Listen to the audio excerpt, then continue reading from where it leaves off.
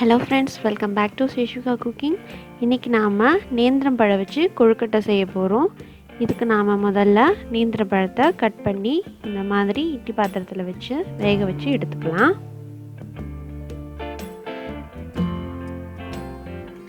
நேந்திர பழம் வெந்ததும் இது ஆறட்டும், இதை வச்சிடலாம். இப்போ நாம் ஒரு மிக்ஸி ஜாரில் நறுக்கின தேங்காய், முந்திரி, ஏலக்காய் சேர்த்து அரைச்சி எடுத்துக்கலாம். இது கொஞ்சம் அரைஞ்சதும் இது கூட பொடிச்ச வெல்லம் சேர்த்து இதையும் நாம் மறுபடியும் அரைச்சி எடுத்துக்கலாம்.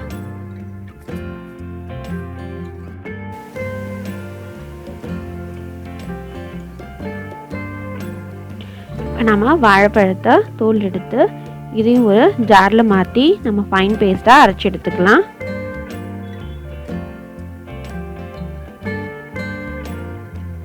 இப்போ அரிசி மாவில் கொஞ்சமாக உப்பு ஆட் பண்ணிவிட்டு நம்ம கிளறி கொடுத்துக்கலாம்.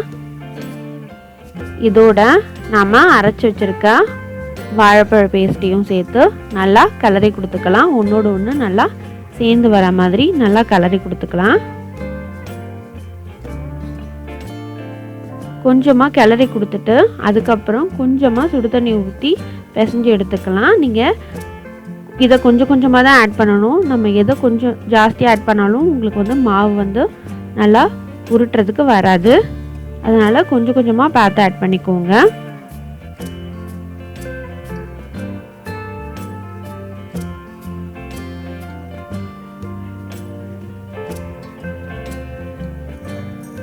இந்த அளவுக்கு நம்ம பிசைஞ்சு எடுத்துக்கலாம்.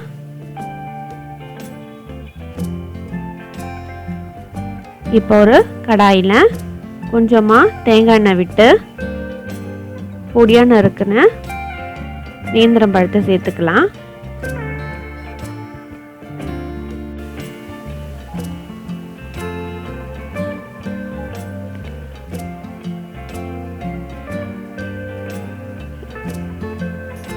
இது நல்லா வறுபட்டதும் இது கூட நாம் ஏற்கனவே ரெடி பண்ணி வச்சுருக்க வெல்லம் மிக்சரையும் இது கூட சேர்த்துடலாம்.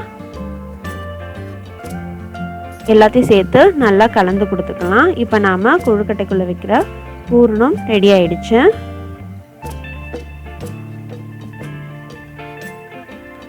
கொஞ்சமாக கையில் எண்ணெய் தடவிக்கிட்டு நாம் ஒரு பாலாக எடுத்து நம்ம கையில் தட்டி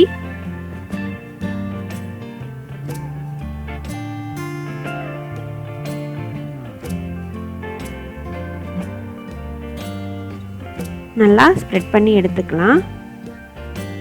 இது கூட நம்ம வச்சுருக்க ஜாகரி மிக்சரையும் உள்ளே வச்சு நல்லா எட்ஜஸ்லாம் க்ளோஸ் பண்ணிவிட்டு